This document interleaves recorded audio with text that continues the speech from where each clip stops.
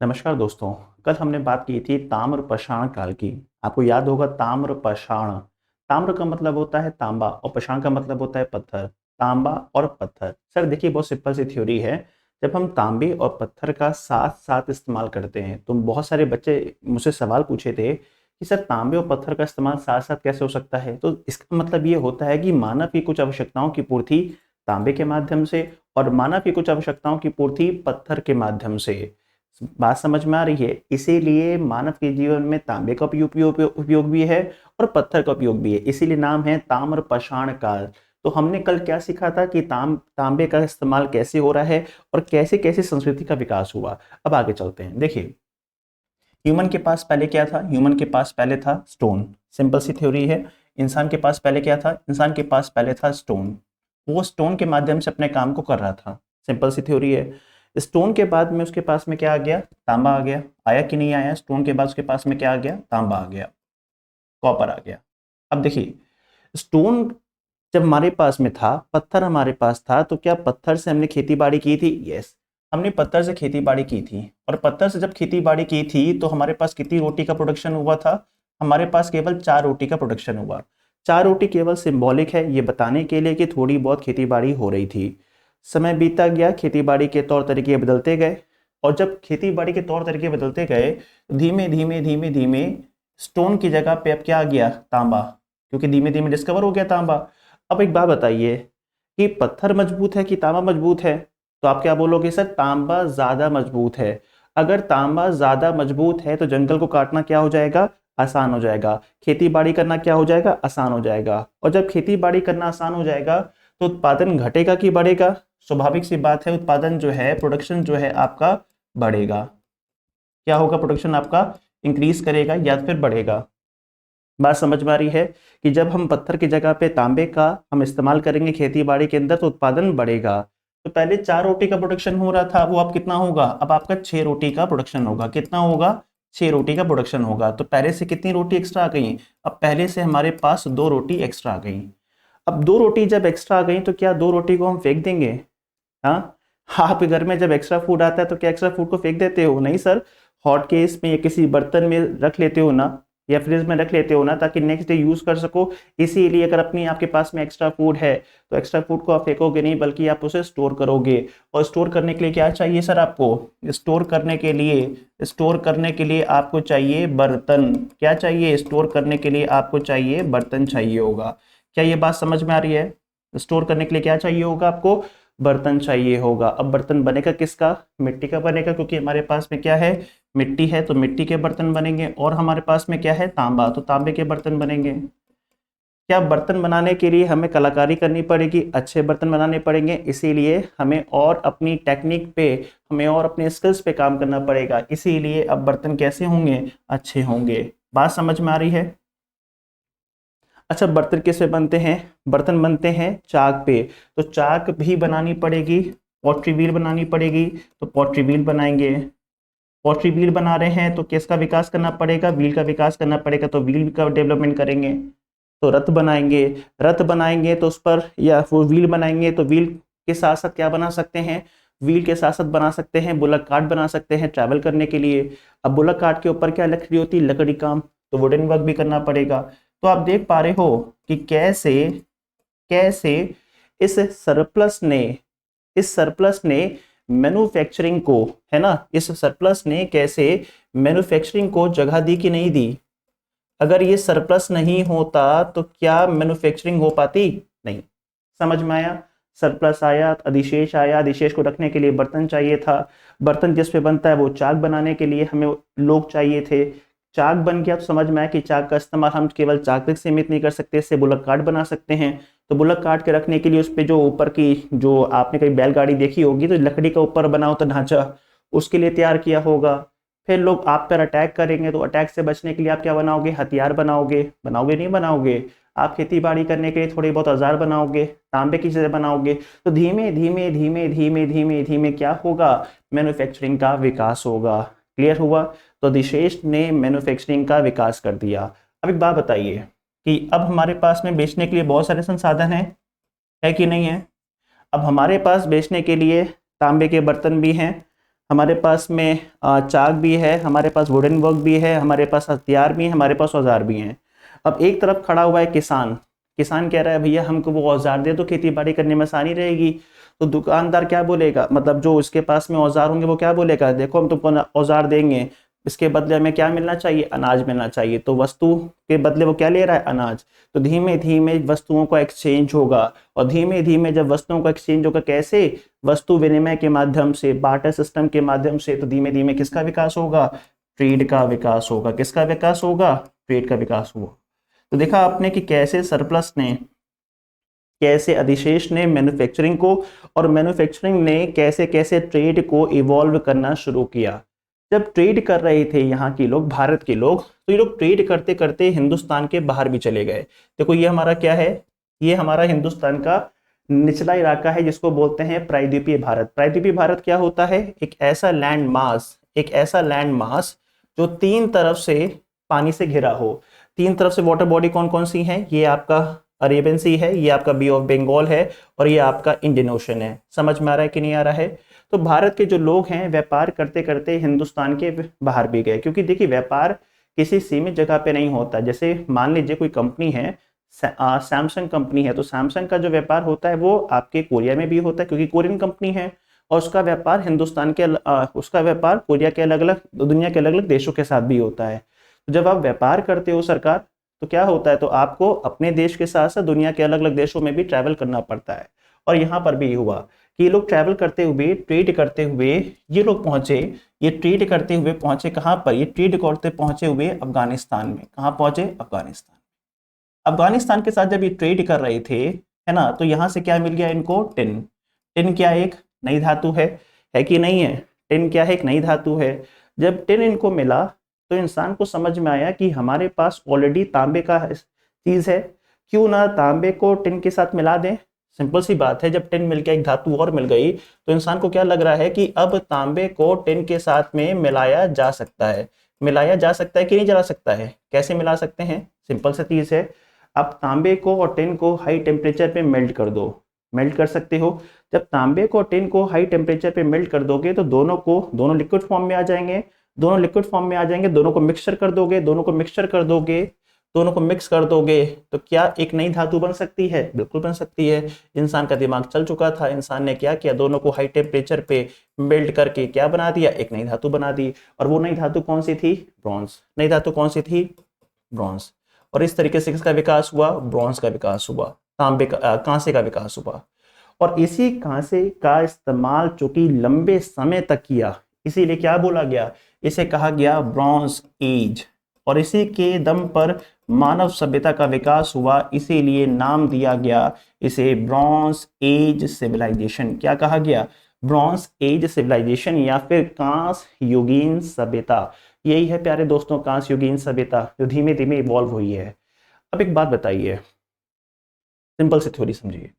पत्थर से ज्यादा मजबूत क्या है, तांबा, और तांबे से मजबूत क्या है, कांसा। अगर कांसा ज्यादा मजबूत है तो जंगल काटना क्या होगा, आसान होगा। खेती बाड़ी करना क्या होगा, आसान होगा। जब जंगल काटना आसान हो जाएगा, खेती बाड़ी करना आसान हो जाएगा, तो प्रोडक्शन घटेगा कि बढ़ेगा। सिंपल सी बात है, अगर धातु मजबूत है पहले से ज्यादा, तो जंगल काटना भी आसान हो जाएगा, खेती बाड़ी करना भी आसान हो जाएगा, तो उत्पादन अपने आप बढ़ेगा।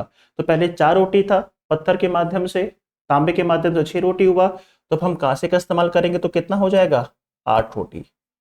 ये सिर्फ समझाने के लिए है ताकि यह चीजों को समझ सको। तो अब क्या पहले के मुकाबले 2 गुना उत्पादन हुआ कि नहीं हुआ, पहले के मुकाबले 2 गुना उत्पादन हुआ कि नहीं हुआ, यस। जब पहले के मुकाबले 2 गुना उत्पादन हो गया, अच्छा खासा ट्रेड हो रहा है, अच्छा खासा व्यापार होने लगा, ठीक है, अच्छा खासा ट्रेड होने लगा, अच्छा खासा जब व्यापार होने लगा, तो लोगों ने कहा एक काम करो ना यार, जब तुम्हारा व्यापार इतना ज्यादा बढ़ गया है, क्योंकि जब आपका अधिशेष बढ़ेगा तो मैन्युफैक्चरिंग भी बढ़ेगी, मैन्युफैक्चरिंग बढ़ेगी तो व्यापार भी बढ़ेगा। जब व्यापार बहुत बड़ी मात्रा में होने लगा तो गांव वाले बोले कि साहब एक काम करिए, आप लोग व्यापार कुछ अलग जगह पे करिए, गांव में खेती बाड़ी होने दीजिए, आप अपना एक अलग प्रकार का नगर बसाइए। इसीलिए अब क्या बसेंगे, इस ब्रॉन्ज की वजह से क्या बस रहे हैं, नगर। इस ब्रॉन्ज की वजह से क्या बसे, नगर। देखिए अर्बनाइजेशन होता ही तब है, याद रखिएगा, अर्बनाइजेशन होता ही तब है जब सरप्लस जनरेट होता है, ठीक है, बात समझ में आ रही है। इस नगर, जैसे लखनऊ शहर है, इस लखनऊ शहर में मैं क्लास क्यों ले पा रहा हूँ? क्योंकि मुझे पता है कि मेरे पास जो पैसे हैं, अगर उस पैसे को मैं दुकान पे दूंगा तो उसके बदले मुझे खाना मिलेगा, मिल जाएगा ना, इसीलिए तो मैं यहाँ पढ़ा पा रहा हूँ। लेकिन अगर मुझे पता चल जाए कि मैं पैसे देने के बावजूद भी खाना नहीं मिलेगा, तब तो यहाँ मैं यहाँ नहीं रुक सकता। इसीलिए जब अधिशेष आता है, एक्स्ट्रा फूड आता है, तभी नगरों का विकास होता है। बात समझ में आ रही है? यहाँ पर भी अधिशेष आ गया था, किसकी वजह से आया था? पहले पत्थर, फिर तांबा, फिर कांसा, अधिशेष आया और अधिशेष की वजह से नगर बसे। नगर बसा है तो नगर में आप रहोगे भी। अगर आप नगर के अंदर रहोगे तो क्या कहलाएगा? नगर के अंदर रहोगे तो कहलाएगा नगरीकरण। क्या कहलाएगा? नगरीकरण, या फिर अर्बनाइजेशन कहलाएगा। बात समझ में आ रहा है? अगर नगर के अंदर रहोगे तो कहलाएगा नगरीकरण या फिर अर्बनाइजेशन कहलाएगा। और ये अर्बनाइजेशन हो कहाँ रहा है? ये अर्बनाइजेशन हो रहा है भारत में। तो क्या बोलेंगे? अर्बनाइजेशन ऑफ इंडिया, भारत का नगरीकरण। और चूंकि भारत में पहली बार अर्बनाइजेशन हो रहा है, भारत में पहली बार, प्रथम बार अर्बनाइजेशन हो रहा है, इसलिए क्या बोलेंगे? First urbanization of India, Bharat का प्रथम नगरीकरण। याद रखिएगा, ये जो ब्रॉन्ज एज सिविलाइजेशन है, इसी को हमने भारत का प्रथम नगरीकरण भी कहा है। क्लियर हुआ आपको? क्लियर हुआ ये बात कि कैसे ब्रॉन्ज ने कैसे अर्बनाइजेशन को भारत में जगह दी। अब हम बात करेंगे कि ये जो अर्बनाइजेशन है, ये जो नगर है, तो यहाँ पे एक स्पेसिफिक वर्ड लिखा हुआ है मैंने, नगर। क्या मैंने वर्ड लिखा हुआ है? नगर। नगर मतलब होता है शहर। तो एक बहुत अच्छी फिलॉसफी मैंने कल समझाई थी कि भाई नगर हो या गांव हो या कोई भी कस्बा हो या कोई भी मानवीय सभ्यता हो, ध्यान रखिएगा, कोई भी नगर हो, गांव हो या कोई भी मानवीय सभ्यता हो, उसको क्या चाहिए? पानी। बिना पानी के कोई व्यक्ति सरवाइव कर सकता ही नहीं है। अगर भारत में बसने वाले पहले नगर, अगर भारत में बसने वाले पहले नगर का विकास हुआ है, इसका मतलब किसी न किसी नदी के आसपास हुआ होगा। सिंपल सी थ्योरी है। तो जो भारत में बसने वाले पहले नगर हैं, जिन्हें हम कांस्य युगीन सभ्यता या भारत का फर्स्ट अर्बनाइजेशन कहते हैं, इनका विकास कहाँ हुआ था? इनका विकास हुआ था, ये नदी देखिए, ये नदी कौन सी है? ये नदी आपकी सिंध नदी है कि नहीं? ये सिंधु, इंडस। अच्छा, भारत में 3 मेन रिवर्स हैं। एक है गंगा, इधर बहती है, ऊपर से कौन सी आ रही है? ब्रह्मपुत्र आ रही है। बात समझ में आ रही है? तो किधर खड़े हुए हैं? हम खड़े हैं सिंध के मैदान में। कहाँ खड़े हुए हैं? सिंध के मैदान में। अच्छा, एक बात बताइए, सिंधु क्या अकेले बहती है? नहीं सर, सिंधु अकेले नहीं बहती। सिंधु के साथ में रावी भी है, झेलम भी है, सतलज भी है, व्यास भी है, चेनाब भी है। तो सिंधु व उनकी सहायक नदियां, कुछ गलत कह दिया क्या मैंने आपको? सिंधु और उसकी सहायक नदियां। सहायक नदियां क्या होती हैं?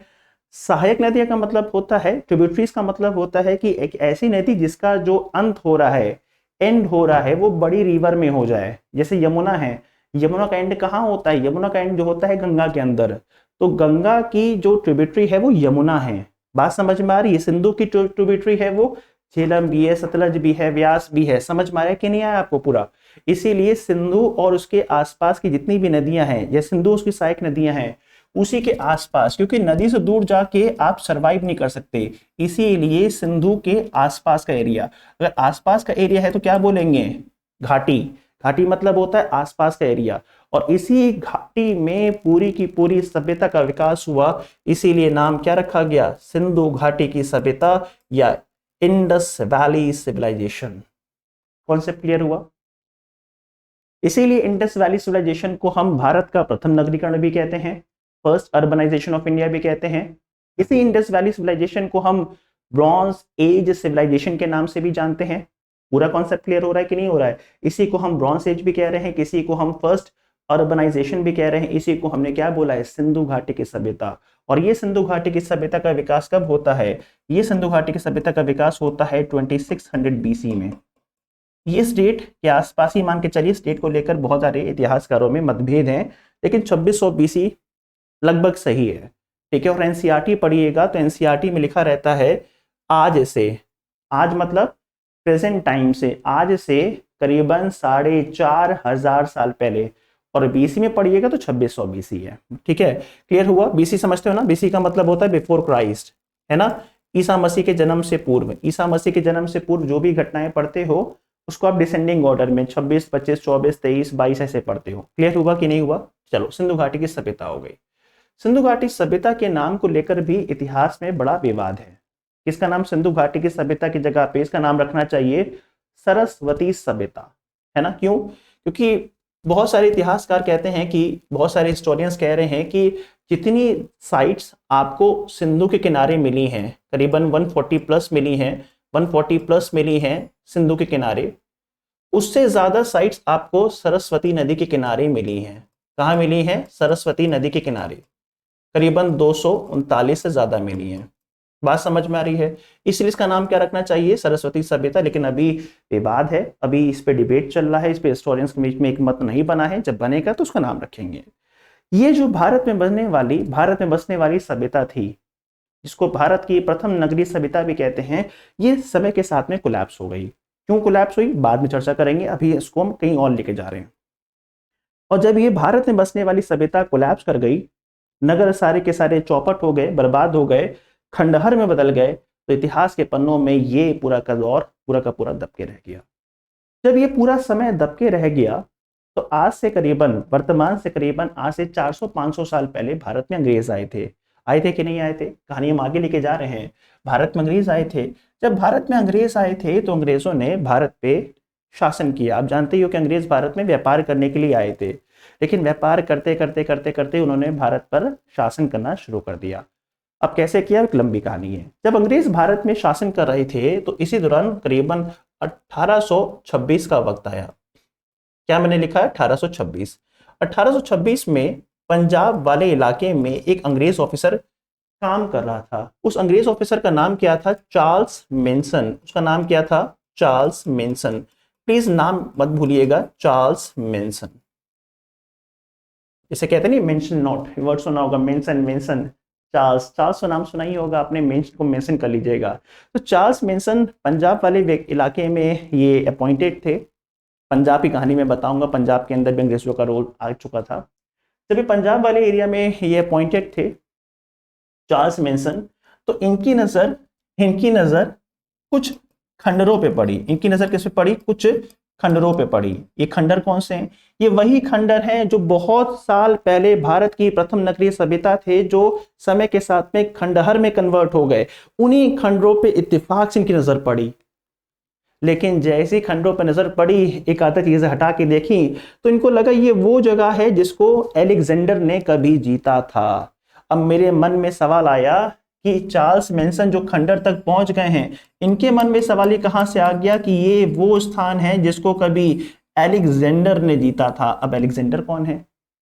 आपने जरूर नाम सुना होगा अलेक्जेंडर द ग्रेट का, सिकंदर महान का। अब वो महान था कि नहीं, वो एक चर्चा का विषय, कभी मौका मिला तो बात करेंगे कि वो महान था, या कोई भी व्यक्ति महान कब होता है, इस पर चर्चा करेंगे।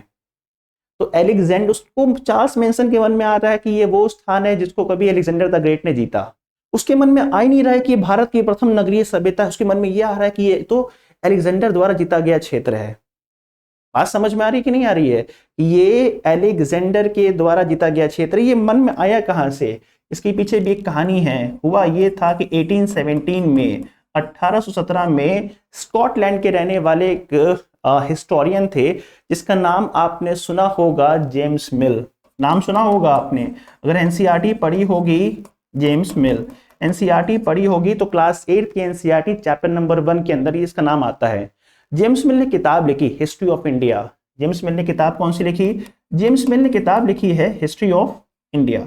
और हिस्ट्री ऑफ इंडिया के अंदर उसने अलेक्जेंडर की इतनी तारीफ की, उसको इतना दुनिया का महान शासक बता दिया, सिकंदर महान को, कि अब अंग्रेजों के मन में क्या है? अंग्रेजों के मन में केवल सिकंदर की ही बातें चल रही हैं।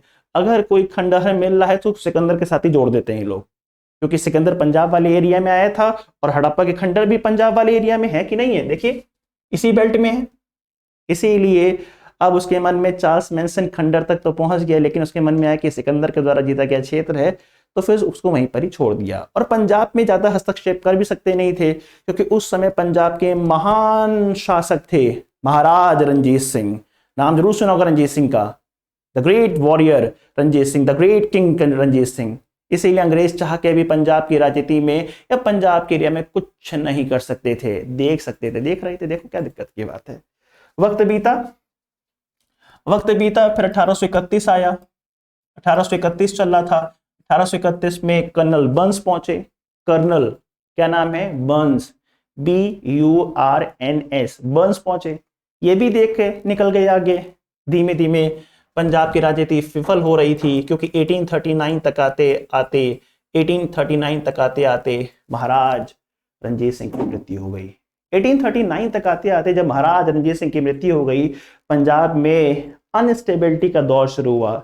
एक एक करके 5 साल के अंदर, 4 साल के अंदर कई सारे राजा आए, और कई सारे राजा आने के बाद में चले गए। धीमे धीमे पंजाब की बर्बादी का दौर शुरू हुआ, और महज रणजीत सिंह की मृत्यु के 10 साल के बाद 1849 तक आते आते अंग्रेजों ने पंजाब पे कब्जा कर लिया। कैसे कब्जा किया, ये एक मॉडर्न हिस्ट्री के अंदर कभी चर्चा करेंगे हम लोग। अब अंग्रेजों के हाथ में पंजाब आ चुका था। अब पंजाब के अंदर वो कुछ कर पाते, पंजाब के अंदर कुछ कर पाते, इससे पहले ही भारत में 1857 का विद्रोह हो गया। और जब 1857 का विद्रोह हो गया तो अंग्रेज चाह के भी अब कुछ कर सकते नहीं थे। अंग्रेजों ने पूरा फोकस किस पे लगा दिया? अपना पूरा ध्यान लगा दिया विद्रोह को दबाने के लिए, क्योंकि अगर विद्रोह पे ध्यान नहीं दिया होता तो अंग्रेजों को हिंदुस्तान से अपना बोरिया बिस्तर बांध के चले जाना पड़ता। अंग्रेजों ने पूरा दिमाग लगाया उस विद्रोह को दबाने के लिए। ये विद्रोह 1858 तक आते आते कुचल दिया गया। कैसे? बात का विषय। समय बीता, मामला शांत हुआ विद्रोह का। इसके तत्पश्चात 1861 आया। 1861 की बात करेंगे तो 1861 में एक मिनिस्ट्री बनाई गई, मिनिस्ट्री ऑफ कल्चर अफेयर्स। क्या बनाई गई? Ministry of cultural affair.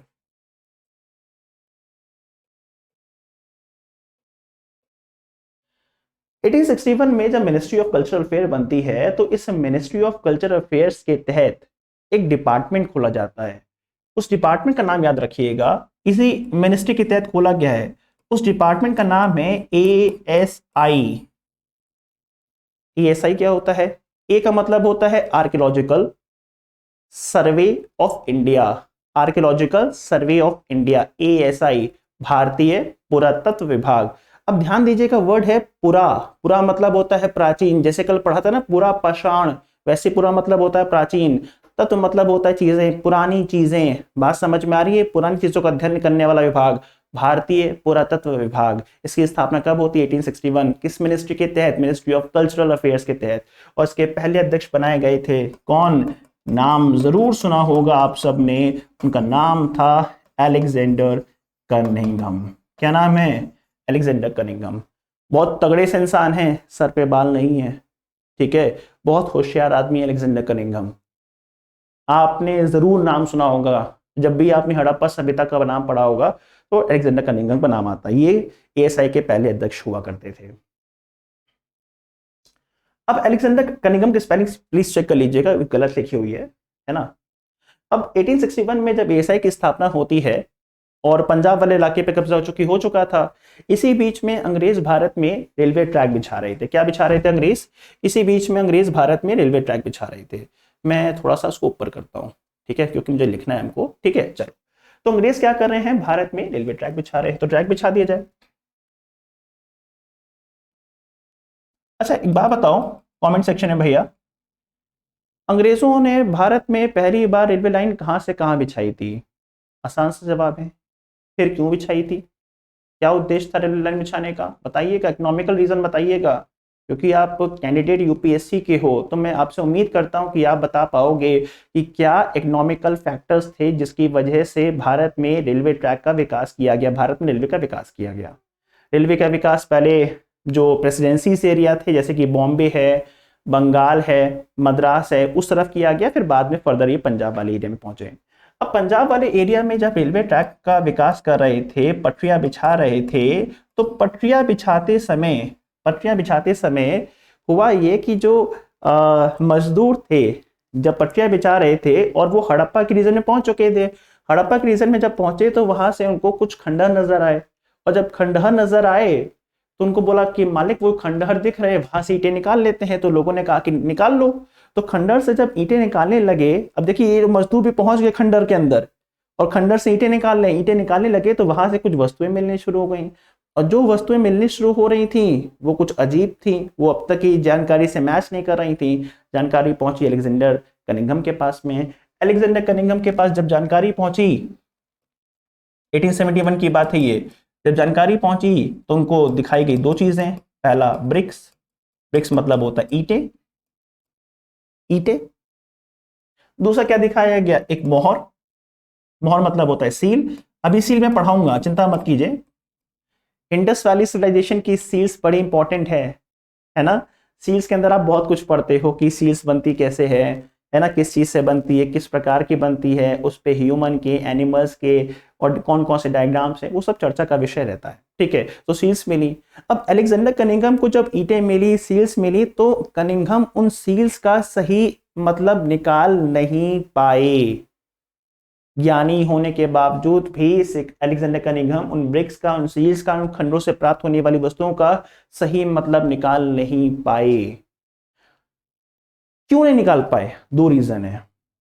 पहला, अलेक्जेंडर कनिंघम ज्यादा इंटरेस्टेड थे। क्या थे? ज्यादा इंटरेस्टेड। किस चीज में इंटरेस्टेड थे सर? बुद्धिज्म के बारे में जानने में, बुद्ध के बारे में जानने में बड़ा दिलचस्पी रखते थे। और बुद्ध से जुड़े हुए हैं चाइनीज ट्रैवलर। भारत में चाइना से बौद्ध धर्म को मानने वाले ट्रैवलर्स आए हैं, फायान, हेंगसांग, इत्सिंग, उनके बारे में रिसर्च कर रहे थे। और दूसरा बड़ा कारण कि कनिंघम जैसा आदमी इन खंडों में मिलने वाली वस्तुओं को इतना कोरिलेट क्यों नहीं कर पाया? क्योंकि भारत के इतिहास में कहीं पर भी हड़प्पन सिविलाइजेशन, जिसको इंडस वैली सिविलाइजेशन कहते हैं, जिसको हम फर्स्ट अर्बनाइजेशन ऑफ इंडिया कहते हैं, जिसको हम ब्रॉन्ज एज कहते हैं, उसका बारे में पूरे इतिहास में कहीं जिक्र था ही नहीं। सिंगल लाइन तक नहीं थी, सिंगल लाइन तक नहीं थी। अगर सिंगल लाइन भी होती तो अंग्रेज खोद के निकाल डालते उसको। अंग्रेजों का दिमाग चल नहीं पाया, और जब अंग्रेजों का दिमाग चल नहीं पाया तो हम पहुंच के भी पहुंच नहीं पाए। वक्त बीता गया, वक्त बीता गया, और इसी बीच में भारत में एक नए वाइसरॉय आए। वाइसरॉय क्या होता है? वाइसरॉय का मतलब होता है अंग्रेजों की जो महारानी, उनका भारत में प्रतिनिधि। वाइसरॉय को लेकर एक चर्चा करेंगे कभी मॉडर्न हिस्ट्री के अंदर। तो भारत में वाइसरॉय, भारत में वाइसरॉय जो आए थे उनका नाम था लॉर्ड कर्जन। क्या नाम था उनका? Lord Curzon. भारत में जब लॉर्ड कर्जन आए तो लॉर्ड कर्जन ने एएसआई को रीस्ट्रक्चर किया। रीस्ट्रक्चर का मतलब होता है फंड्स प्रोवाइड करवाए, फंड के साथ में लोगों की हायरिंग वायरिंग की। देखो यार, बिना फंड के काम चलता नहीं है। आपके प्लान कितने बड़े भी हो, लेकिन सबसे पहले क्या है? रुपया ना। बाप बड़ा ना भैया, सबसे बड़ा रुपया, वही दिक्कत है। बिना रुपया के काम को एग्जीक्यूट करना आसान काम नहीं होता, या बहुत मुश्किल काम होता है सर। इसीलिए कर्जन को समझ में आ गया था कि अगर हमें भारत में चीजें करनी है, चीजें जाननी है, व्यवस्था बनानी है, तो हमें फंडिंग देनी पड़ेगी। एसआई को फंडिंग दिलवाई गई, रीस्ट्रक्चर किया गया, और कर्जन की वजह से चीजें रीस्ट्रक्चर हुई। समय बीता गया और समय आ गया 1920 का। समय जब 1920 का आया सर, अच्छा कर्जन का नाम सुना है ना? कर्जन का संबंध भारत में किस घटना के साथ में है, मुझे विस्तार से बताइए कमेंट सेक्शन में। कमेंट सेक्शन ओपन है, अच्छी अच्छी बातें लिखिएगा भाई, कोई अच्छा कुछ बुरा मत लिखिएगा, ठीक है। तो कर्जन के बारे में बताइए, कर्जन ने आखिरकार वो क्या किया था और क्यों किया था, और उसका लास्ट भारत पे क्या उद्देश्य लिखा। टाइपिंग करिए अच्छे से, है ना, चलिए अच्छा रहेगा। तो 1905 की बात है, कर्जन ने सब काम कर चुका था। इसी वक्त बीता है, और वक्त बीते बीते वक्त आ चुका है 1920 का। 1920 वो वक्त है जब एएसआई के नए अध्यक्ष बनते हैं प्रोफेसर जॉन मार्शल। कौन बनते हैं? Professor John Marshall. John Marshall, जिन्हें ये पता था कि कुछ खंडहर मिल चुके हैं, और कुछ खंडहर मिल चुके हैं तो इसलिए हमें इन खंडहरों तक पहुंचना होगा। 1920 जॉन मार्शल ने कहा कि हम इन खंडहरों की खुदाई करवाएंगे, और फंड्स भी था, एम्प्लॉयज भी थे, लोग भी थे, और सरकार साथ भी दे रही थी। और इसी का परिणाम था 1920 में अब जॉन मार्शल ने इस बात की घोषणा कर दी कि वो खुदाई करने जा रहे हैं। इसी क्रम में उन्होंने 1921 में एक जगह, पाकिस्तान कभी जाइएगा तो पाकिस्तान में पंजाब वाले एरिया में, देखिए पंजाब 2 पार्ट में है, आधा पंजाब हिंदुस्तान में है, आधा पंजाब पाकिस्तान में है। तो जो पंजाब पाकिस्तान में है, वहीं पर एक जगह का नाम है हड़प्पा, और इसी हड़प्पा नामक जगह की खुदाई शुरू हुई। क्या शुरू हुई? खुदाई शुरू हुई, एक्सकेवेशन शुरू हुआ। और जब हड़प्पा नामक स्थल का एक्सकेवेशन शुरू हुआ, और याद रखिएगा हड़प्पा नामक खुदाई एरिया की खुदाई किसने करवाई है? हड़प्पा नामक स्थल खुदाई करवाई है दयाराम साहनी ने। किसने? दयाराम साहनी ने। नाम याद रखिएगा, दयाराम साहनी। अगर दयाराम साहनी नहीं याद होता है तो याद रखिएगा किस नाम से? दयाराम साहनी को DRS, धोनी रिव्यू सिस्टम, चीते की चाल, बाज की नजर और धोनी के रिव्यू पे कभी शक नहीं करते, ठीक है। उसके बाद में हड़प्पा से जब बहुत सारी चीजें मिलने लगी तो जॉन मार्शल को लगा कि यार हमें इसके संबंधित एक और जगह मिली, इसका नाम है मोहनजोदाड़ो। इसीलिए सन 1922 में ये कहाँ पहुंचते हैं? ये पहुंचते हैं सिंध वाले एरिया में। ध्यान से देखिएगा, ये भारत का नक्शा हो गया, ये सिंध वाला इलाका। यहाँ पर जगह का नाम है मोहन। कौन मोहन? व्यक्ति का नाम नहीं है, जोदाड़ो। ये मोहनजोदाड़ो पहुंचते हैं और मोहनजोदाड़ो में एक्सकवेशन काम, खुदाई काम। अब ऐसा नहीं कि फावड़ा लेके खोदना शुरू कर दो, बहुत ध्यान से काम करना पड़ता है। यहां से लगाए गए एक व्यक्ति, नाम है RD बैनर्जी। पूरा नाम है राखाल दास बैनर्जी साहब। राखाल दास बैनर्जी बड़े मोटे से इंसान है, राखाल दास बैनर्जी। अच्छा एक बात बताइए, बैनर्जी कहाँ के होते हैं? बंगाली होते हैं। और बंगालियों का सबसे फेवरेट फेस्टिवल फूड कौन सा होता है? रसगुल्ला होता है।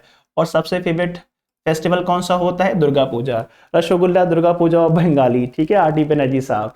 अब दयाराम साहनी काम कर रहे हैं हड़प्पा खंडरों में, राखाल दास बैनर्जी काम कर रहे हैं मोहनजोदाड़ो खंडरों में, और यहाँ से बहुत सारी वस्तुएं मिल रही हैं।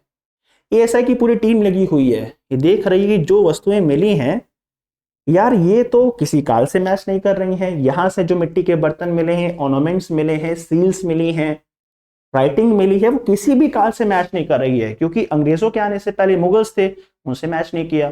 दिल्ली सल्तनत से मैच नहीं हो रहा है। तुर्की आक्रमण, अरबी आक्रमण, लेटर गुप्ता, उसके पहले भारत में कुशांस, उससे पहले मौर्य, महाजनपद, वैदिक, कहीं से मैच ही नहीं हो रहा है।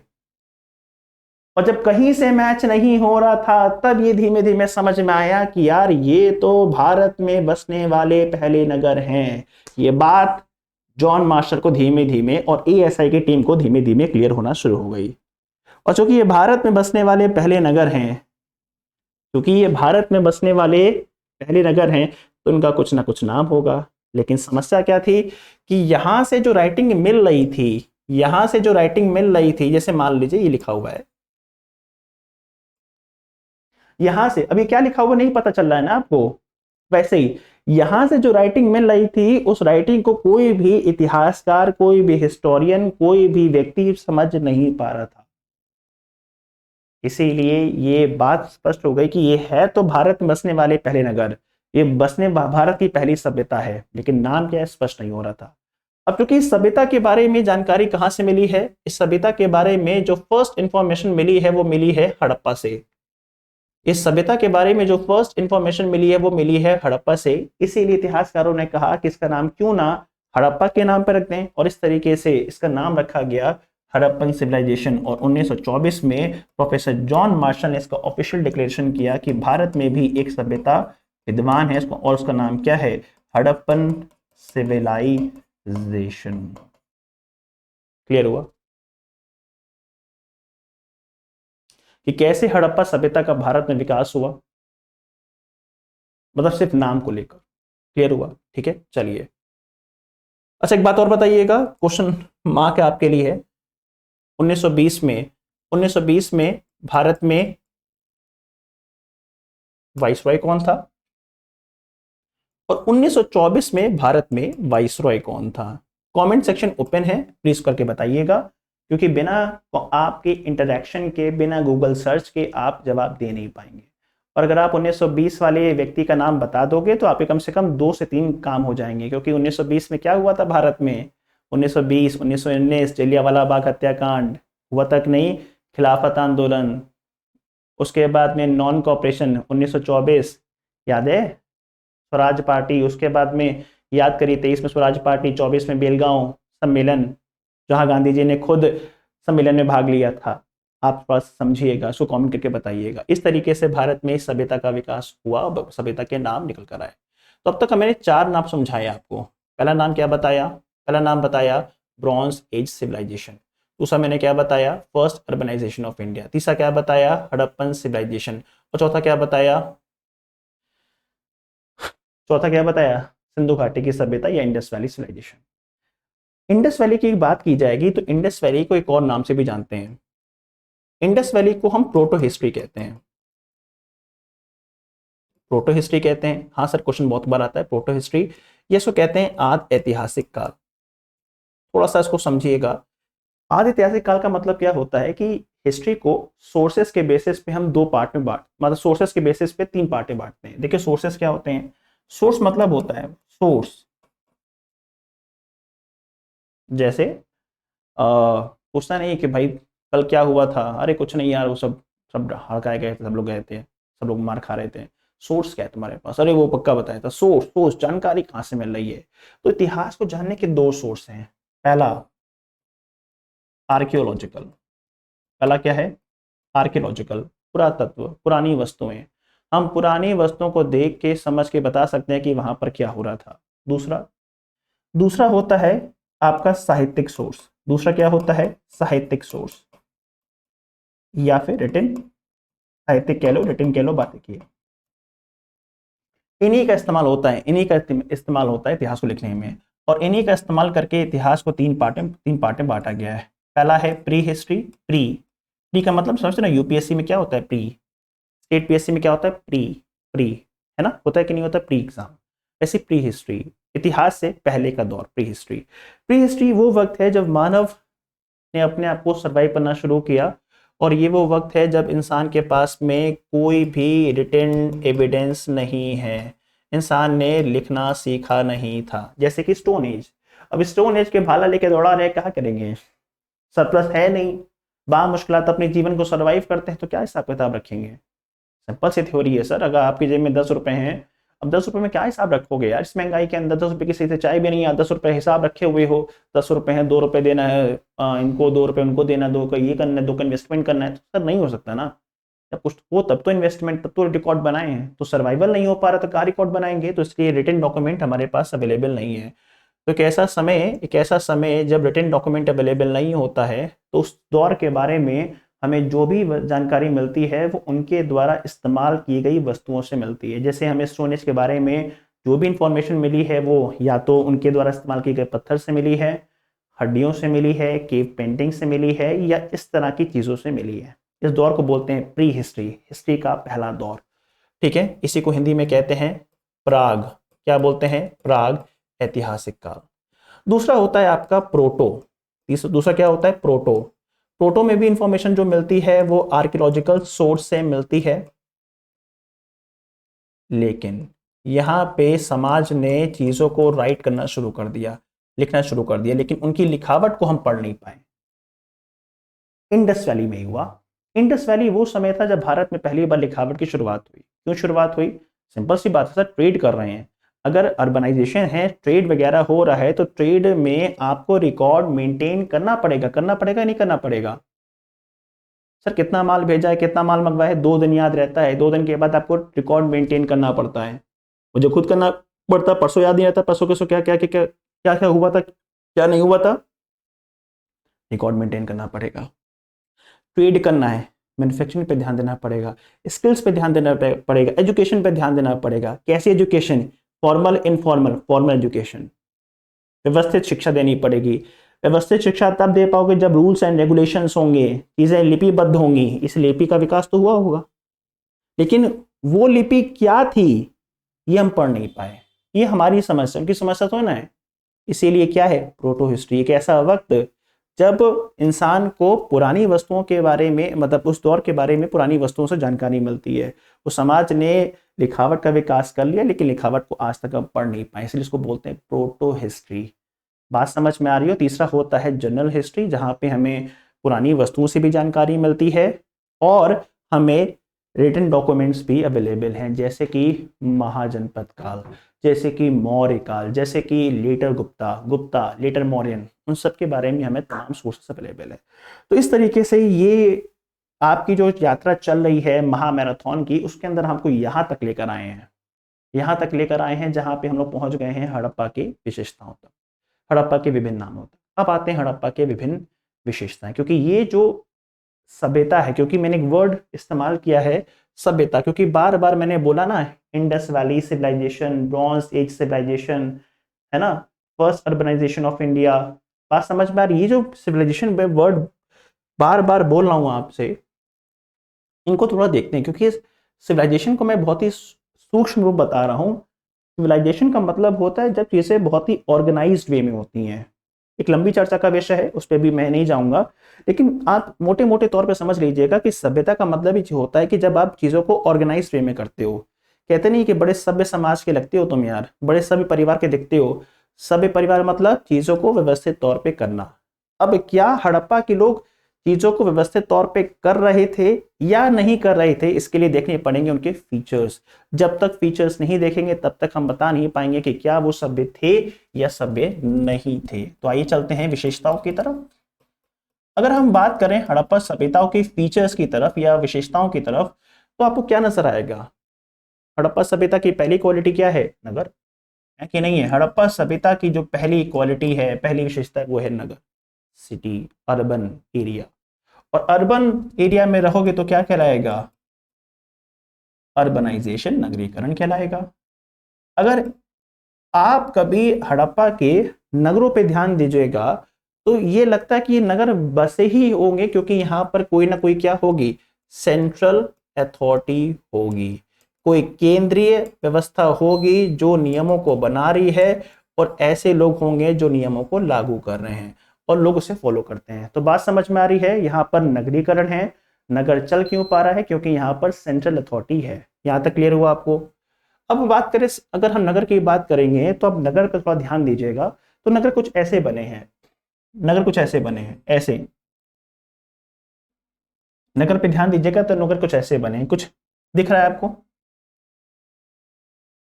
ठीक है, नगर की बात करेंगे तो नगर कुछ ऐसे बने हुए हैं।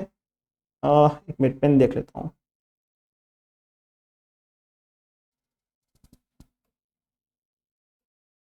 कहाँ गया पेन? ये आ गया पेन, एक सेकेंड, जस्ट पेन, पेन आ गया।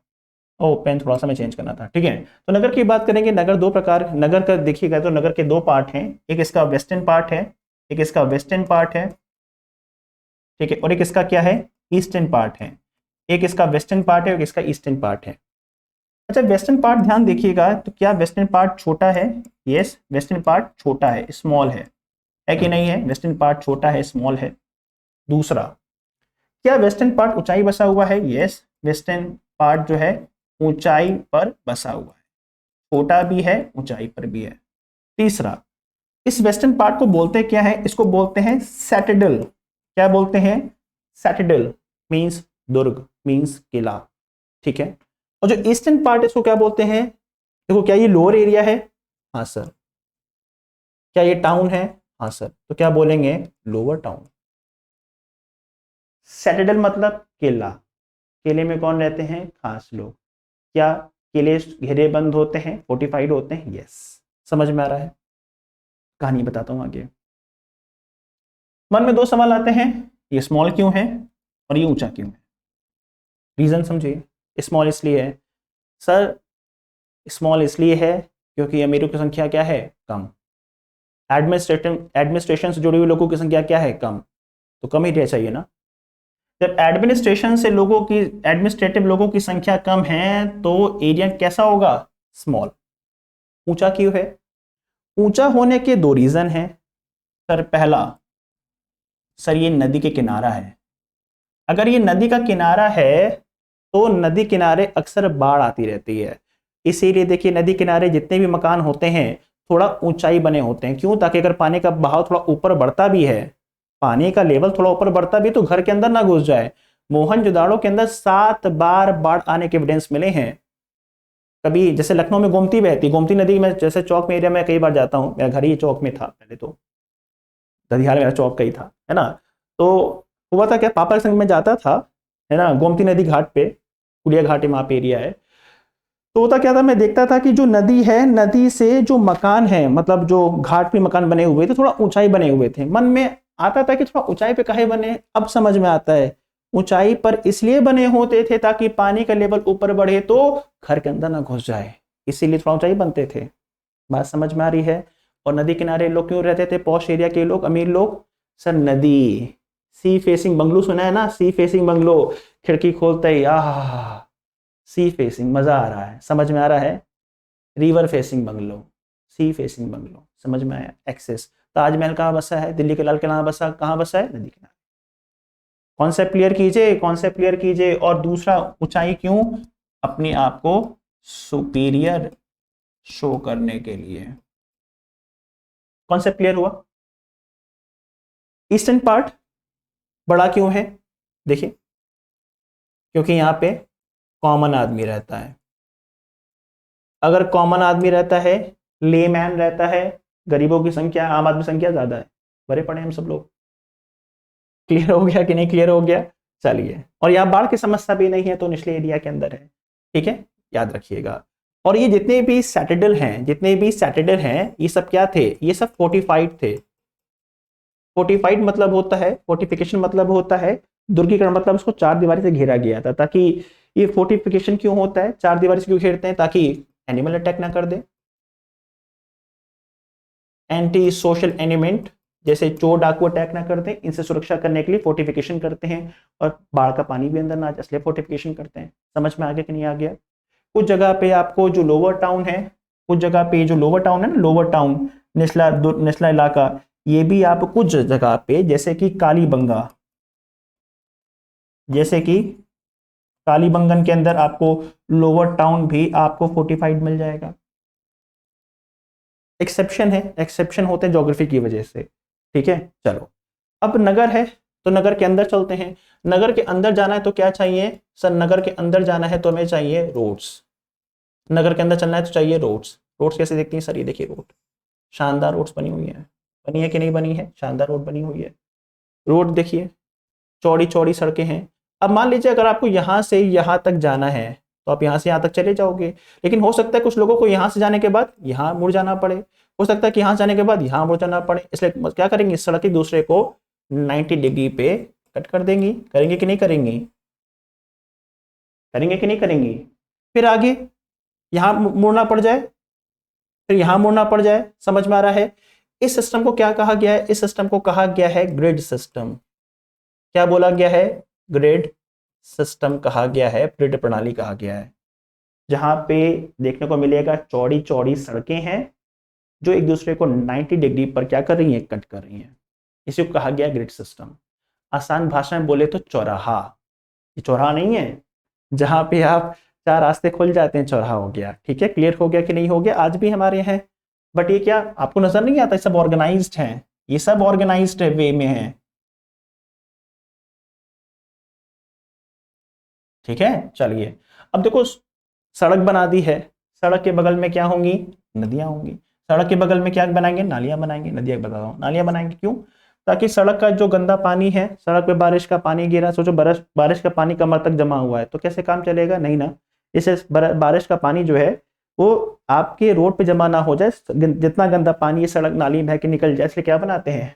बगल में नाली बना देते हैं। और सड़क की जो नाली है ना, थोड़ा ढलान बनाएंगे, ढलान, स्लोप देंगे। क्यों स्लोप देंगे? ताकि जो पानी है ना आसानी से नाली के अंदर चला जाए। बात समझ में आ रही है? दूसरा, नाली से स्मेल ना आए तो नाली को अच्छे से कवर कर देंगे। कवर करेंगे कि नहीं करेंगे? और समय समय पर नाली को साफ करते रहे तो क्या बनाएंगे? चैम्बर्स बनाएंगे। बनाएंगे कि नहीं बनाएंगे? आप देख रहे हो कितना ऑर्गेनाइज्ड है हम लोग। चौड़ी चौड़ी सड़कें बना रहे हैं ताकि ट्रैवलिंग करना आसान हो, बगल में नाली बना रहे हैं ताकि पानी का जो वेस्ट वाटर है नाली बह के निकल जाए, नाली को ढक रहे हैं ताकि स्मेल ना है, नाली की सफाई होती रहे। फिर क्या बना रहे हैं? चैम्बर बना रहे हैं। दूसरा, रोड है, तो रोड के ऊपर हमने एक जगह पे, जैसे जगह का नाम है मोहनजोदाड़ो, तो रोड पर क्या मिला है? लैंप। सर लैंप जैसे आप सुनिए, स्ट्रीट लैंप, स्ट्रीट लाइट सुना है ना, बिल्कुल वैसे ही स्ट्रीट लैंप। पहले लाइट तो होती नहीं थी, लैंप होता था। लैंप मतलब वो हल्की सी रोशनी करते थे ताकि रात में ट्रैवल करना आसान हो सके। क्योंकि लैंप होने से क्या फर्क पड़ता है? ये मिला कहां से स्ट्रीट लैंप? ये मिला है हमको मोहन जोदाड़ो से। मोहनजोदाड़ो पाकिस्तान के सिंध प्रांत में सिंधु नदी किनारे पर स्थित है। ये क्या बताता है हमें लैंप? सर ये लैंप हमें बताता है कि सोसाइटी बहुत ही सिविलाइज्ड है। वो सुरक्षा के महत्व को समझती है कि अगर अंधकार होगा तो लूटपाट ज्यादा होगी, रोशनी होगी तो लूटपाट कम होगी। सिविलाइज्ड है कि नहीं है? सुरक्षा के महत्व को पता है। स्ट्रीट है तो नाइट में ट्रैवल करना आसान रहेगा। गुड गवर्नेंस का पार्ट है। स्ट्रीट लाइट होगी, सिविलाइज्ड नेचर होगा, गुड गवर्नेंस, अच्छा प्रशासन होगा कि नहीं होगा? अंधकार में चलने में हिम्मत होती है कि नहीं होती? कभी हिम्मत नहीं होती है। कभी हाईवे पे ट्रैवल कीजिएगा, हाईवे पे जैसे हम लोग आगरा एक्सप्रेस वे पे ट्रैवल कर रहे थे तो आगरा एक्सप्रेस वे पे हम लोग को नींद आ रही थी बहुत तेज। तो भाई मैंने कहा अपने दोस्तों से कि यार देखो गाड़ी साइड में लगा लो, तो बोला कि नहीं चंचल वहां रोकेंगे नहीं, रोकेंगे वहीं जहाँ पे थोड़ा लाइट होगी। तो लाइट वाइट आई वहां पे रोका हम लोग ने एक्सप्रेस वे पे। जहां अंधेरा होगा वहां रोकने की स्थिति में नहीं, क्योंकि लूटपाट हो जाए तब क्या कर लेंगे हम लोग। इसीलिए गुड गवर्नेंस का पार्ट है। सिविलाइज सोसाइटी है, रात में ट्रैवल करना आसान हो जाएगा, आपकी इकॉनमी बढ़ेगी, सुरक्षा बढ़ेगी। बात समझ में आ रही कि नहीं आ रही है? तीसरा, सड़क है, सड़क के बगल में क्या होंगे? मकान होंगे। मकान होंगे कि नहीं होंगे? अब शहरों के मकान कच्चे होते कि पक्के होते हैं? पक्के मकान होंगे। अब पक्का मकान है तो पक्का मकान बनता कैसे है? बर्न्ड ब्रिक से। कैसे बनता है? बर्न्ड ब्रिक से। ब्रिक्स मतलब होता है ईटा। ईटे को जब आप आग में पकाते हो तो क्या बनता है? पक्का ईटा बनता है। तो पक्के ईटे का भी अपना शेप है, पक्के ईटे का भी शेप है अपना। 4:2:1 का ब्रिक है, तो ब्रिक का भी अपना शेप है। मकान पक्के बन रहे हैं और सब ऑर्डर में बन रहे हैं, रो हाउसेस हैं। बात समझ में आ रही? इसका मतलब कोई सेंट्रल अथॉरिटी है जो बता रहे कि आपको इन गाइडलाइंस का पालन करना पड़ेगा और लोग इसका पालन कर रहे हैं। दूसरा, इंडस वैली की जो मकान है सिंगल स्टोरी नहीं है, डबल स्टोरी है। इसका मतलब एडवांस लेवल पर चले गए हैं। अब यहां से कोई सीढ़ियां तो नहीं मिली है, क्योंकि हो सकता है कि वो सब वुडन स्टेयर्स हो, लकड़ी की सीढ़ियां बनी हो, इन्वायरमेंट की वजह से वो सब खराब हो गई हो। लेकिन थी तो तभी तो ऊपर गए। ऐसे हो ना कि फंदा मार के मारेंगे फंदा और चढ़ जाएंगे ऐसे ऐसे, मुमकिन नहीं है। वुडन स्टेयर्स होंगी, लेकिन इन्वायरमेंट की वजह से वो सब क्या हो गई हैं? खत्म हो चुकी हैं। ठीक, ऊपर फ्लोरिंग की गई है। बात समझ में आ रही है? यहाँ पे किचन बनाया गया है, बाथरूम बनाया गया है, टॉयलेट बनाया गया है, आंगन है, और ये बीच में क्या है? कुआं, वेल। कुआं घर में क्यों है? देखिए कुएं जो है घर में भी पाए गए हैं और बाहर भी पाए गए हैं, क्योंकि पहले नगर निगम की पाइपलाइन नहीं होती थी। समझ में आया? बोरिंग नहीं होती थी, कुआं खोदते थे। देखिए जितने पुराने घर मिलेंगे वहां क्या मिलेंगे, जितने मतलब देखिएगा जो 200 साल पुराने होंगे, 300 साल पुराने घर होंगे, नदी हाल बिहार में जाके देखिएगा कुएं जरूर मिलेंगे। या तो बंद कर दिया गया है, पत पूछिएगा अपने घर में आकर, या तुम कुएं को बंद कर दिया गया अब, या ढक दिया गया।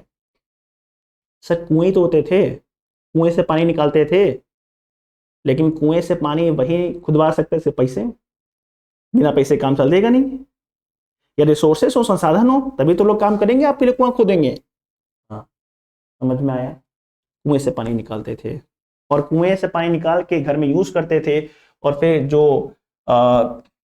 जो नाली है वो कनेक्ट, जो घर का गंदा पानी है वो बाहर नाली में कनेक्ट करते थे। आज भी ऐसा ही होता है कि नहीं होता है? कॉन्सेप्ट क्लियर हुआ? और कुछ पब्लिक प्लेस पे कुएं बने हुए थे, इनके पास पैसे नहीं होंगे, यहाँ इस्तेमाल करते होंगे। और अगर पब्लिक प्लेस पे कुएं बने, इसका मतलब किसी ने बनवाए हैं, इसका मतलब एडमिनिस्ट्रेशन एक्टिव है। अगर एडमिनिस्ट्रेशन नहीं होता, प्रशासन तंत्र नहीं होता, अगर प्रशासन तंत्र नहीं होता, सरकार प्रोसेस को सही करते, अगर प्रशासन तंत्र नहीं होता तो पब्लिक प्लेस पे कुएं कैसे बनते? प्रशासन तंत्र है, और वो प्रशासन तंत्र विश्वास करता है गुड गवर्नेंस पे, नागरिक कल्याण के ऊपर, पब्लिक वेलफेयर के ऊपर, बिलीव करता है कि इस लाइफ को कैसे सिविलाइज्ड वे में चलाया जाए। बात समझ में आ रहा है कि नहीं आ रहा है? क्लियर हुआ? और अगर नगर है तो नगर में क्या होता है? ट्रेड होता है। नगर में क्या होता है? ट्रेड होता है। अभी उससे बहुत सारी बातें हैं, मतलब ठीक आगे चलते हैं। नगर में क्या होता है? ट्रेड होता है।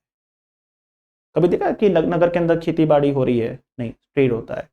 और सर ट्रेड की बात करेंगे, सर ट्रेड दो प्रकार का होता है। एक होता है देश के अंदर, इसको बोलते हैं नेशनल, और एक होता है देश के बाहर, इसको बोलते हैं इंटरनेशनल। सही बात है। दो तरीके से होता है, लैंड रूट, सी या रिवर रूट।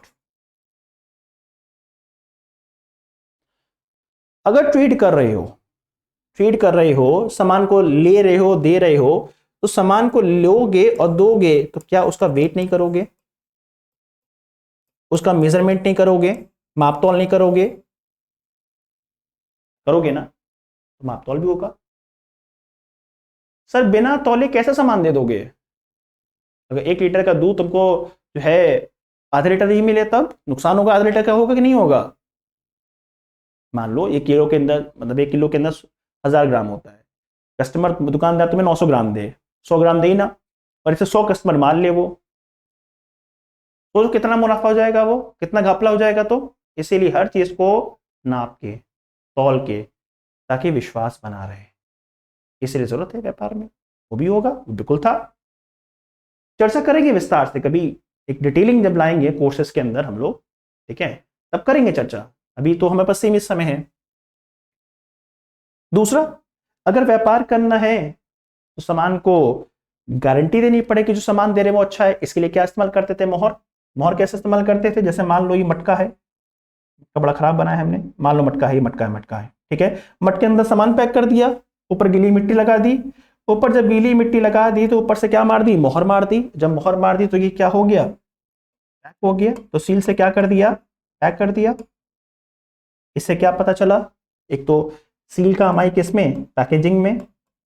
तीसरा, जो सामान दिया गया है एश्योर्ड है कि जो सामान मंगाया था उसे गारंटी मिल गई, क्योंकि सील टूटी होगी तो एक्सेप्ट नहीं करेंगे।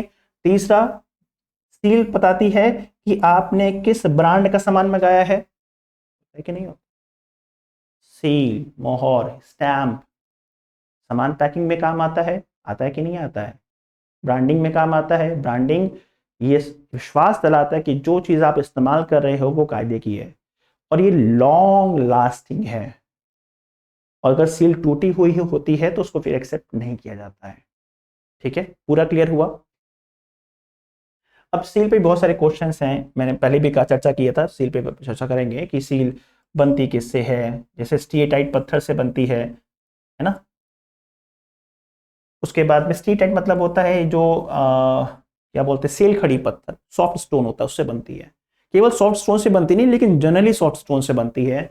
सील कई प्रकार की है, जैसे हड़प्पा के सील जो है स्क्वायर शेप में भी हैं, रेक्टेंगुलर शेप में भी हैं, सर्कुलर शेप में भी हैं।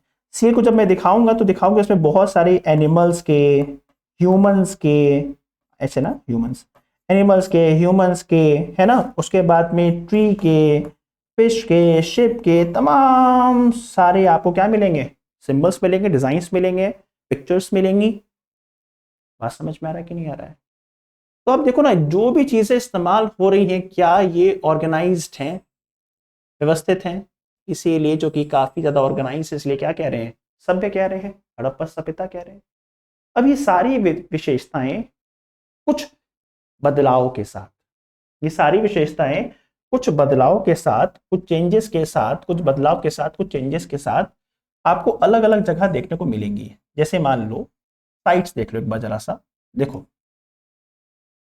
ये भारत हो गया, इसको एक्सटेंड करते तो पाकिस्तान हो गया, और एक्सटेंड कर देंगे तो अफगानिस्तान हो गया। ठीक है, देखो अगर आप हड़प्पा सभ्यता की साइट्स देखो कि सारी विशेषताएं कहाँ नजर आएंगी, ये सारी विशेषताएं हड़प्पा सभ्यता या सिंधु घाटी सभ्यता या भारत के प्रथम नगरीकरण से संबंधित जितनी भी साइट्स हैं, साइट्स मतलब स्थल, शहर, वहां पाई गई होंगी। तो देखो जितनी भी साइट्स है कहाँ कहाँ पाई गई, मोटे मोटे तौर पे देखो, कुछ साइट्स मिलेंगी अफगानिस्तान में, फिर कहाँ मिलेंगी? बलोचिस्तान में। बलोचिस्तान में मैं इसको डिस्क्राइब नहीं कर पाऊंगा, इतना वक्त नहीं है, लेकिन हाँ कहीं मौका मिले तो बताऊंगा हर एक एरिया का डेवलपमेंट हुआ कैसे। फिर कहाँ मिलेगा? फिर कहाँ मिलेगा? देखो ये है आपका अफगानिस्तान एरिया होगा, ये यहाँ मिलेगा अफगानिस्तान में। फिर ये बलूचिस्तान वाले एरिया में, देखो मैप पे देखते जाओ, ये क्या है? मकरान कोस्ट है, मकरान कोस्ट, ये मकरान कोस्ट, ये मैरिटाइम रूट है। आगे जाके पर्शिया के साथ व्यापार होता था, पर्शिया जिसको मेसोपोटामिया कहते थे, व्यापार होता था। फिर कहाँ मिलेगा आपको? ये सिंध वाले इलाके में, यहाँ पे सिंध वाला इलाका हो गया, ये सिंध वाला इलाका, माफ कीजिएगा, सिंध वाला इलाका हो गया। यहाँ बहुत सारी साइट्स मिली हैं। सिंध वाले इलाके के बाद आप देखोगे, आप चलो पंजाब वाले एरिया में, पंजाब वाले एरिया में ऊपर पंजाब हो गया, ये पंजाब एरिया हो गया। पंजाब की बात करेंगे तो आधा पंजाब कहाँ पर है, पाकिस्तान में है। आधा पंजाब कहाँ है, हिंदुस्तान में है। तो कुछ साइट्स आपको पाकिस्तान वाले एरिया में, पंजाब वाले एरिया में मिलेंगी, कुछ हिंदुस्तान वाले एरिया में मिलेंगी।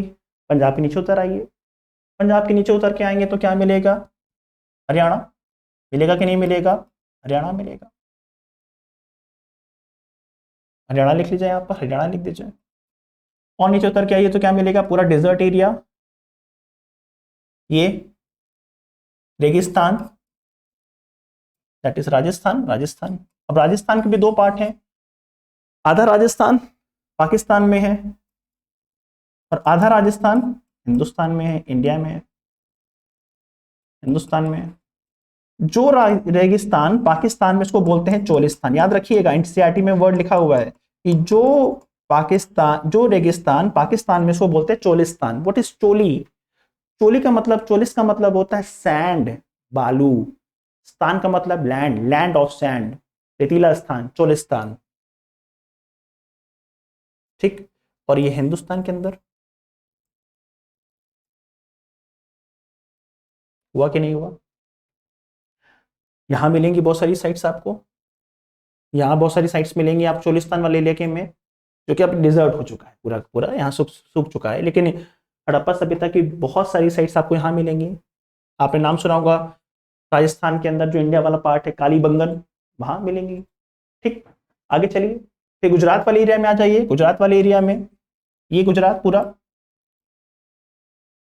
यहाँ पे भी दो पार्ट हैं। गुजरात में ये आपका हो जाएगा रण ऑफ कच्छ का इलाका, और ये हो जाएगा आपका काठियावाड़ इलाका हो जाएगा। बात समझ में आ रही है। फिर साइट्स कहाँ मिलेंगी, यूपी वाले इलाके में, और नीचे उतर हल्का सा महाराष्ट्र भी कवर कर लीजिए। बात समझ में आ रहा है कि नहीं आ रहा है। तो सारी साइट्स मिलेंगी आपको भारत के अलग अलग इलाकों में। अभी याद करना है क्या इसके अंदर, कुछ मैपिंग करिए। अगर मैपिंग करेंगे 2 मिनट में याद हो जाएगा। उतरिए आराम से, पेन चेंज करता हूं आपको। ये पाकिस्तान, ये आपका अफगानिस्तान हो गया है, नीचे उतर आइए। ये पाकिस्तान में बलूचिस्तान हो गया है, बलूचिस्तान, ये वही बलूची लोग हैं जो लगातार इंडिपेंडेंट होने की मांग कर रहे हैं, सेपरेट नेशन फॉर बलूची की बात कर रहे हैं। इसका अपना इतिहास है, पढ़ाएंगे, कभी आपको मौका नहीं मिलेगा आपको। आगे बढ़िए, ये मकरान कोस्ट देखिए, जो कनेक्ट करता है गुजरात को पूरा आगे जाके पर्शिया के साथ में। आगे याद मत करना, ये देखिए सिंध वाला इलाका, सिंध, यहां बालाकोट है, कराची यहीं पर ही है। आगे चलिए, ऊपर चलिए, सीधे चलिए ऊपर, पंजाब, हरियाणा, राजस्थान, गुजरात, और ये हल्का सा महाराष्ट्र, और ये हल्का सा UP, west UP, west UP है। तो क्या ये सिंध का मैदान नहीं है?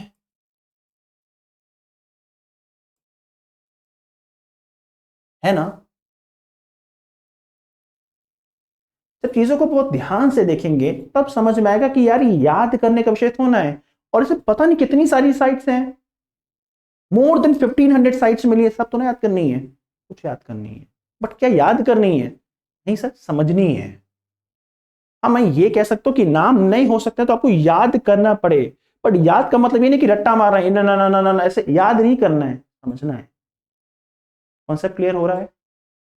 कुछ साइट्स के नाम मैं आपको बता ही देता हूँ, आपको के अंदर क्यूरियोसिटी होगी। जैसे कि आपने नाम सुना होगा शर्तुगई, शर्तुगई। इंपॉर्टेंस क्या है सर, ये यही अफगानिस्तान आगे जाके जोड़ता है सेंट्रल एशिया के साथ में, ऊपर सेंट्रल एशिया जोड़ता है शर्तुगई। एक और नाम मिलता है मुंडी गाक, मुंडी गाक, कितना अच्छा नाम है। शत्रु की मुंडी काट डालो, बहुत सही, शर्तुगई, मुंडी गाक। यहां से एक प्रीशियस स्टोन मिलता था, लापिस lazuli, लार्जर पत्थर। यहां पर मिलेगा सुत का गेंडोर, सुत कोतहा। ये क्यों डेवलप हुए, यहां पे कोई प्रीशियस स्टोन नहीं मिलता है। ये साइट डेवलप हुई क्योंकि गुजरात से जितने व्यापारी थे वो जब जाते थे तो रास्ते में कहीं चाय पानी के लिए रुकेंगे ना। जब चाय पानी के लिए रुकेंगे, दुकानदारों को समझ में आया कि यार यहां भी नाव रुकती है, तो माल को डंप कर देते थे। तो क्या बन गए, ये बन गए पोर्ट सिटीज, बन गए, बने कि नहीं बने। इसलिए विकास हुआ। डाइवर्सिटी है कि नहीं है। एक ब्रीफ एक्सप्लेनेशन जरूरत पड़ेगी। सिंध के इलाके में देखिए, सिंध के इलाके में बहुत सारे साइट्स मिल जाएंगे। सिंध वाले इलाके में देखिए नंबर ऑफ है। नाम सुना होगा आपने, मोहनजोदाड़ो का, चानूदड़ो का, अल्लादीनो का, कोट दीजी का। मैं लिख भी देता हूं, अल्लादीनो, कोट दीजी, आमरी नाल। वो याद है ना, मोहनजोदाड़ो फिल्म आई थी ऋतिक रोशन साहब की, आमरी, वो आमरी से आए थे सिंध वाले इलाके से, कहते हैं मोहनजोदाड़ो जा रहे हैं। समझ में आया? क्या तो ना करना दोस्त, समझना है, बार बार मैपिंग करनी, प्रैक्टिस करनी है, ठीक है। आमरी नाल, कोट दीजी, अल्लादीनो, यूपीएससी में पूछा गया है। कौन सी साइट इंडस वैली सिविलाइजेशन से संबंधित नहीं है? 4 नाम दिए थे। पहला चानूदड़ो का नाम दिया था उसने, चानूदड़ो का नाम दिया था, अल्लादीनो का नाम दिया था, और कोटदीजी का नाम दिया था, और चौथा नाम दिया था उन्होंने मौर्य काल का नाम दिया था, कोई साइट का नाम दिया था, याद नहीं आ रहा। हो जाएगा, मैपिंग की होगी आपने तो क्लियर हो जाएगा।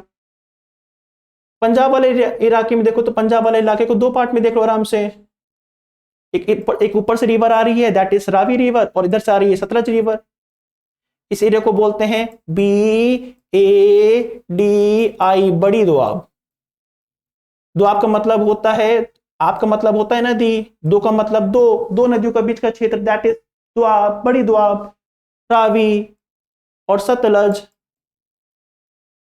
रावी किनारे कौन सा है? रावी किनारे मिलेगा आपको हड़प्पा। सतलज किनारे क्या मिलेगा? रोपड़। नाम सुना, रूपड़, रूपड़ बोलते हैं, RUPAR, रूपड़। हरियाणा जाओगे तो हरियाणा में बहुत सारी साइट्स हैं, लेकिन 2 तो बड़ी इंपॉर्टेंट है, बनावली, राखीगढ़ी, मिथाथल, भगवानपुरा, सुना है ना, सब यहीं पर ही है। पाकिस्तान में जो है यहां मिलेगा गनेरी वाला, याद नहीं करना है, ये सब मैपिंग होती है। उसके बाद में जो राजस्थान हिंदुस्तान मिला वहां पे कालीबंगन है कि नहीं है। यूपी वाले इलाके में देखो मिलेगा आपको आलमगीरपुर,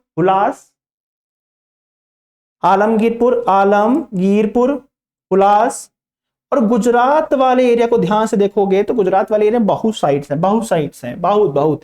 इंडिया में इंडस वैली से संबंधित सबसे ज्यादा साइट्स मिली है वो गुजरात वाले इलाके मिली है। देखो गुजरात वाला मैप ऐसे बना लो, मेरा मैप बहुत गंदा बनता है। यहां पर है देसलपुर, यूपीएससी ने पूछा है, देसलपुर का नाम आया यूपीएससी में, देसलपुर।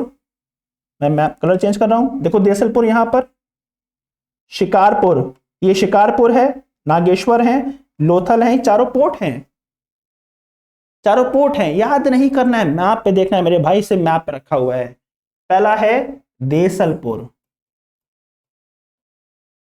ये है शिकारपुर, नाम कितना अच्छा रखा, शिकारपुर। ये क्या है? नागेश्वर।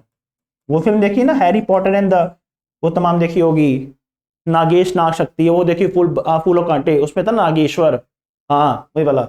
लोथल नाम जरूर सुना होगा आपने, यहीं पर आपको मिलेगा, रोजड़ी मिलेगा, रंगपुर मिलेगा, बात समझ में आ रही है भाई, कुंटल मिलेगा।